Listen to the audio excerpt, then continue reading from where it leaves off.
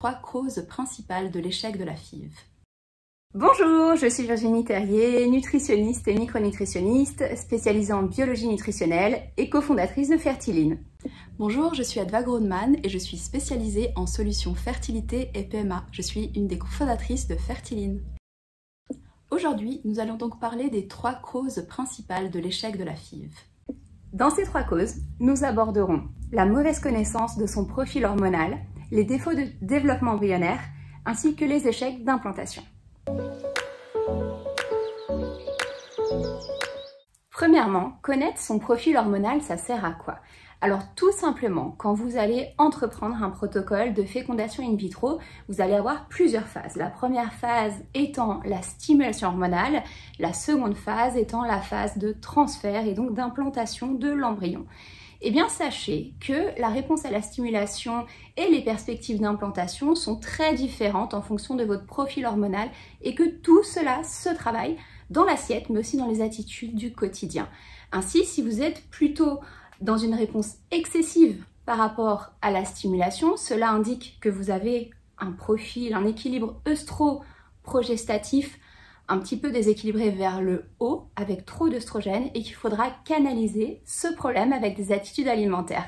Si c'est plutôt l'inverse, que vous répondez moins bien à une stimulation, que du coup la maturation folliculaire n'est pas très efficace et que vous n'obtenez pas beaucoup d'ovocytes, et bien dans ce cas, il faudra plutôt optimiser la production des œstrogènes. Pareil pour l'implantation, un profil avec un déséquilibre œstro-progestatif et donc trop d'œstrogènes par rapport à la progestérone ne sera pas un profil idéal en termes d'implantation. Il faudra alors prévoir de drainer davantage les œstrogènes, de faire baisser leur taux et de favoriser un meilleur équilibre entre les œstrogènes et la progestérone. Raison pour laquelle, avant d'entamer une FIV, il faut absolument connaître son profil hormonal et savoir comment vous allez pouvoir optimiser chacune des étapes qui va vous conduire au succès. Deuxièmement, les problématiques de développement embryonnaire. Alors de quoi parle-t-on quand on parle de problèmes de développement embryonnaire?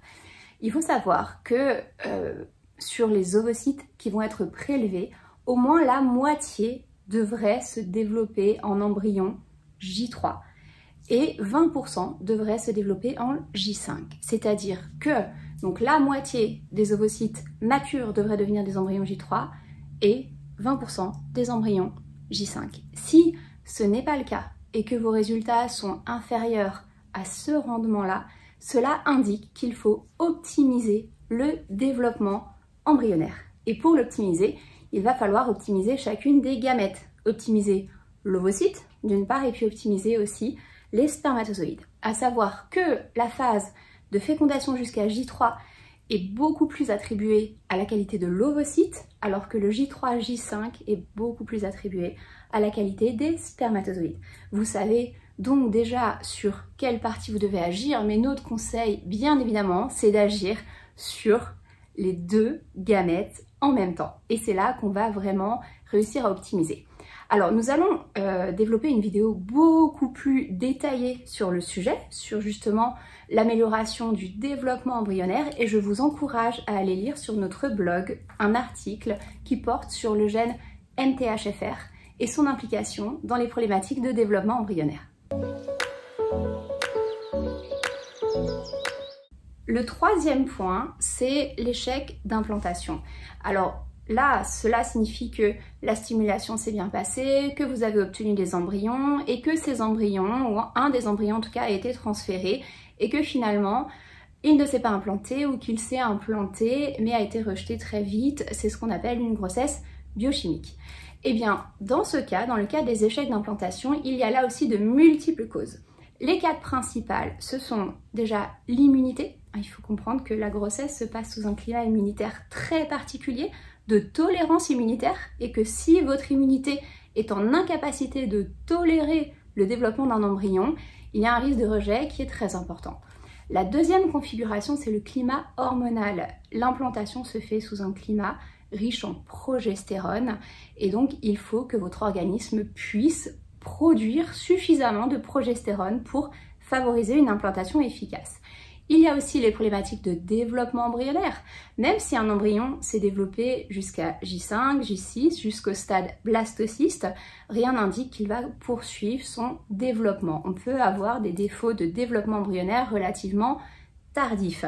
Et puis la quatrième configuration, c'est la vascularisation. Nous abordons ces points de façon très spécifique avec les moyens aussi de les optimiser dans une autre vidéo qui parle justement de l'implantation et je vous encourage à la regarder. Et dis-moi Virginie, est-ce qu'il y a des attitudes spécifiques à adopter pour optimiser toutes les phases de sa FIV? Alors oui, évidemment, chaque phase de la FIV est très différente, que ce soit la phase de stimulation ou la phase d'implantation. Le climat hormonal n'est pas le même, c'est-à-dire qu'il va falloir adopter une attitude différente, que ce soit sur le plan alimentaire, sur le plan de l'activité physique, sur le plan de la gestion du stress. Tout ce contexte va devoir être optimisé, mais optimisé de façon différente en fonction de la phase et en fonction du profil de chaque personne. J'en parlais juste au début de cette vidéo en vous disant, en fonction du profil hormonal, il va falloir plutôt avoir une attitude qui va promouvoir plus d'œstrogène ou promouvoir moins d'œstrogène. Donc il faut adapter en fonction de son profil et il faut adapter à la phase dans laquelle on est, effectivement. Merci beaucoup Virginie.